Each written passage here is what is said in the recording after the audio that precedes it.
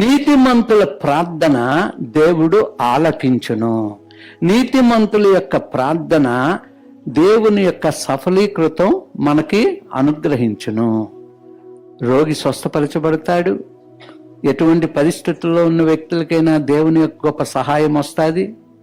నీతిమంతుడి ప్రార్థన చాలా ఇంపార్టెంట్ మాట. నీతిమంతులకి మేలు ప్రతిఫలముగా దేవుడిచ్చే దేవుడంట. ప్రకటన 2:23.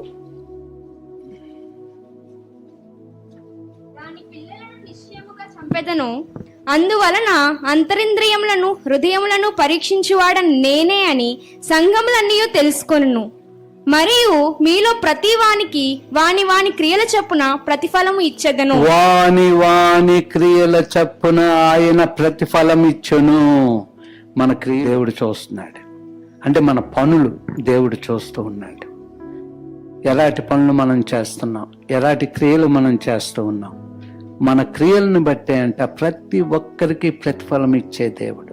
అందుచేత జాగ్రత్తగా మన యొక్క క్రియలన్నీ కూడా ఒకసారి జ్ఞాపకం చేసుకుందాం.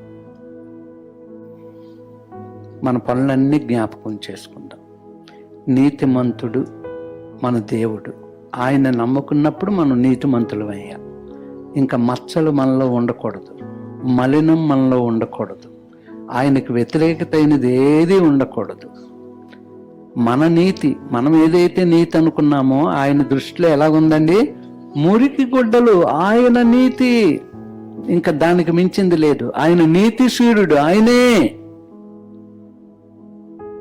ఆయన నీతి సూర్యుని రెక్కల కింద మనకి గొప్ప ఆరోగ్యం కూడా ఉంది అని చెప్పబడుతుంది.